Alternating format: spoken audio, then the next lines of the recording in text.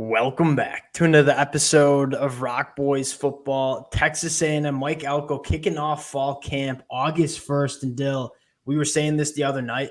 I don't know if there's a program that I'm more excited for fall camp to kick off than this Texas A&M program. Not only the Mike Elko era kicking off in College Station, the fellas are fired up. I think more importantly, this is a brand new football team heading into 2024. And I think the first word that comes to my mind is competitive depth. You look at why Mike Elko went to the transfer portal so heavy. I mean, he wants guys to earn their spot playing for this Texas A&M program. You look up and down this depth chart, you're going to have to be a dang good football player if you are getting snaps for Texas A&M, because this roster is filled with really good football players.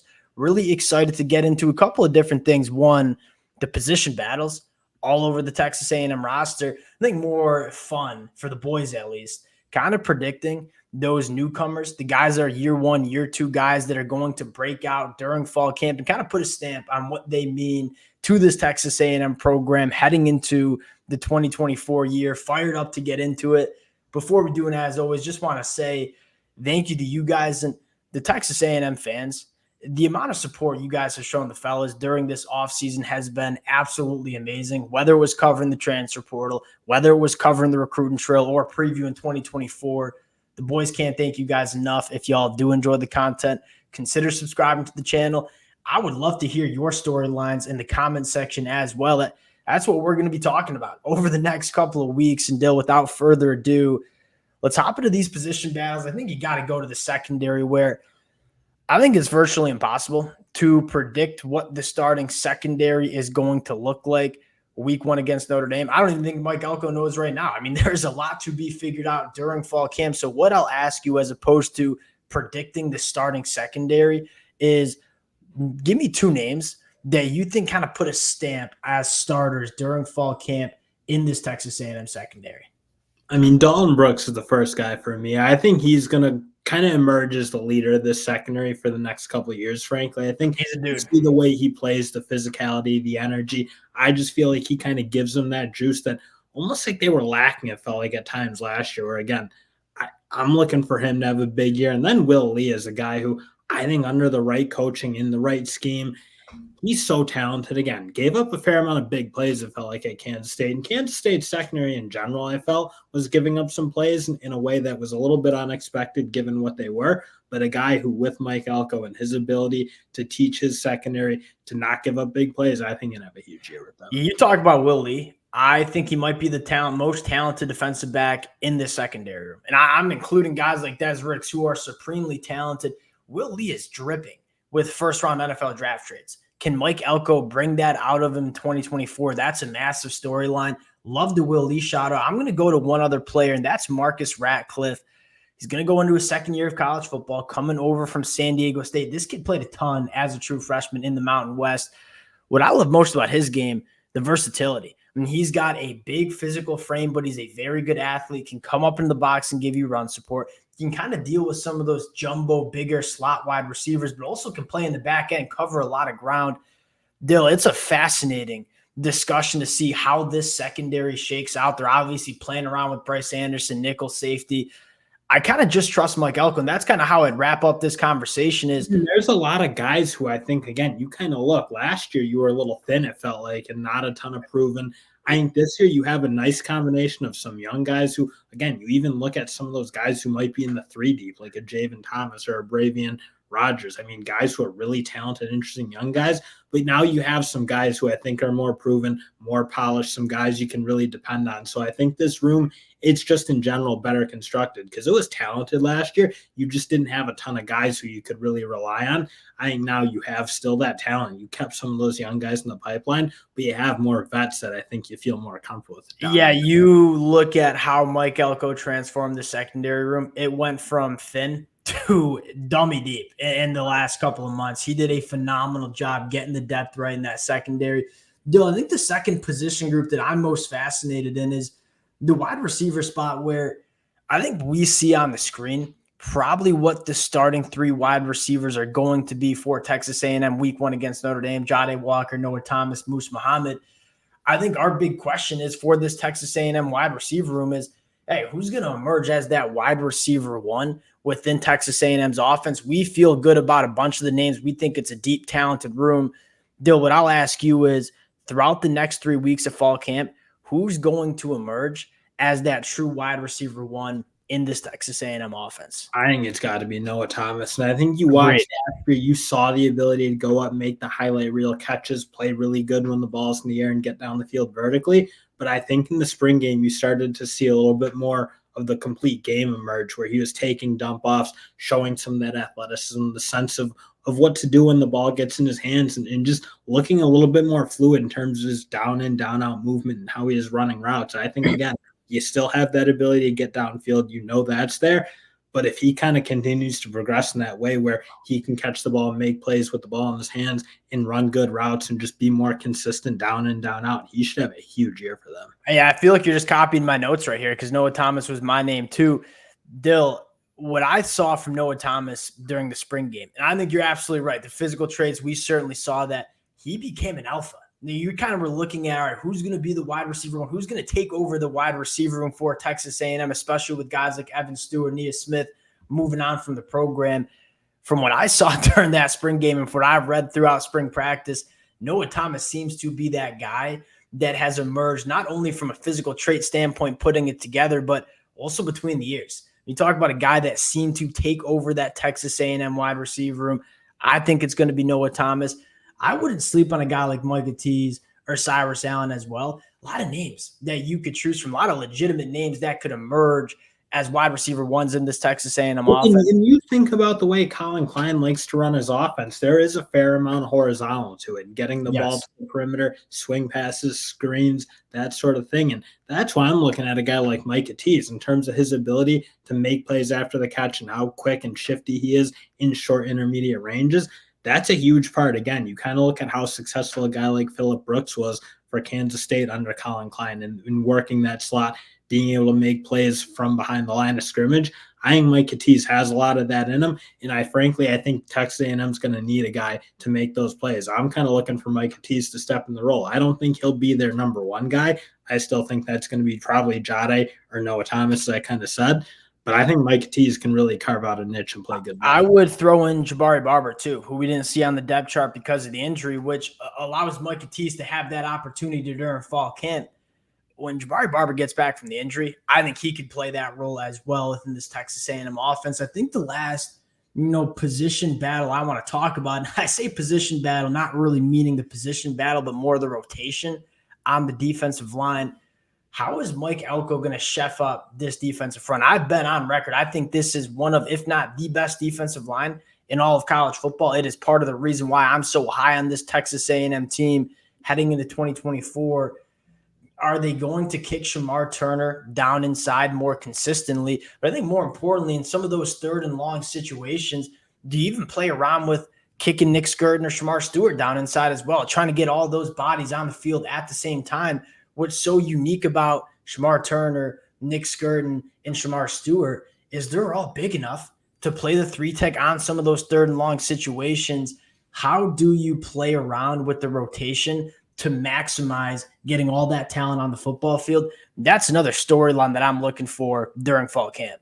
Well, that's what gets exciting for me. I mean, when I look, if they can get teams into second and long and third and long consistently, I mean, you kind of look the possibilities you have with being able to rush the passer, and you kind of said it. I mean, Skirton, Stewart, Shamar Turner, those guys can all rush from anywhere, I think. And then you still have guys like Gabriel Brownlow-Dindy who are really good pass rushers in their own right from that true middle. Frankly, what I'm looking for most in this defensive line is who can be that second guy behind Albert Regis, who you can down and down out depend on to be really tough, really physical, and be able to stop the run. Because that was the one thing, frankly, in that spring game where I think you saw too many moments where there were big creases. And you kind of look, I mean, Shamar Turner, I should say, geez, really, really good player, and really productive, getting and making plays. But again, probably not a guy you want to depend on to just play first down against a team like Notre Dame, right? You still need DJ Hicks, I think, to emerge, Gabriel Brownlow-Dindy to continue his development. I think those two are really big players in terms of can they be tough, big, physical guys the way like their physical traits kind of say they Yeah, DJ Hicks has to be a guy that we're all watching for fall camp, because if this guy, if DJ Hicks like reaches his potential in year 2, this defensive line, I think we'll look back on this defensive line in 4 years and say, all right, there's a couple of these guys that were first round NFL draft picks, but also going to be very good pros in the NFL as well. And Hicks is so important because they need his skill set. His skill set is the one I still think needs to emerge, that physical or physicality and toughness to just be tough against the run and not give up creases. Yeah, that's the recipe. I mean, you stop the run, get after the passer. This Texas A&M defense is going to be extremely dangerous. Let's get into breakout players. Let's start with the year 1, year 2 guys. So either freshmen or guys going into their second year that are going to put it together during fall camp and kind of emerge as, whether they're starters or not, contributors for this Texas A&M team in 2024. I mean, I'm really interested to see if Rylan Kennedy can carve out a bit of a niche. I thought, again, in that bowl game, he looked really good. And frankly, I think he gives them more what Cassius Howell gives them, a much more fluid, much more smooth, flexible athlete on that edge who I think can really not just be disruptive. And I think you see Shamar Turner be really disruptive, Shamar Stewart be really disruptive, but I don't know that you'll see those guys get like to that 8 sack number. And Rylan Kennedy's, I don't think is going to play enough to get there right now, but he is a guy who I think can be a real weapon in like a sack master, not just a guy who's going to run through guys, which I think, again, you talk about Turner and Stewart, that's kind of their game. I think Rylan Kennedy can give them what Cassius Howell gives them. I think he can give them their depth snaps there, if you will. I'm really interested to see if he can carve out a role. Yeah, I mean, he's got an uphill battle in terms of getting on the football field with how loaded the edge room is going to be. That being said, he's got some freaky traits. And what's so exciting about him is whether it's year 2 or whether it's not till 2025, that kid's going to be a good football player for Texas A&M. The name I'm going to go to, I'm going to go back to the offensive side of football. I'm going to cheat a little bit too, because I'm going to add in a third-year player, but essentially a second-year player because he missed all of last year with an injury. Let's start with Donovan Green at the tight end spot. Now, we've been banging the table for this kid way back before he got hurt going into the 2023 year. Colin Klein coming in, the tight ends are going to be featured in this passing attack. I think Donovan Green's got a massive opportunity to be a guy in Texas A&M's offense. And then my guy Ruben Owens going into his second year at the running back spot. Perfect fit in terms of how Colin Klein wants to run the football, getting him out to the perimeter. If you can get him out in space, that's where he's at its best. And you look at that Kansas State offense, they were wizards at getting their running backs out in space, one-on-one matchups with linebackers and safeties. Ruben Owens is going to make a lot of guys miss in space next year. Fire me up for those 2 guys. And I think the last guy I want to give a shout-out to is Terry Bussey. I don't know if Terry Bussey is going to be a starter on either side of the football, but in special teams, this kid is athletic enough to provide some big-time juice as a freshman. And again, whether it's just special teams, we talk about the margins being small in the SEC. If you want to win games, you got to have game-changing plays. I think Terry Bussey could kind of be a guy that's not going to play a ton for Texas A&M as a freshman, but could provide some of those game-changing plays, whether it's on special teams, whether it's on the defensive side of the football. Going to the last question mark, though, and that is position groups that we want to see depth emerge. I'll kick it to you first. What position group are you kind of looking at the fall camp notes and saying, all right, I want to see a little bit more depth emerge from this position group?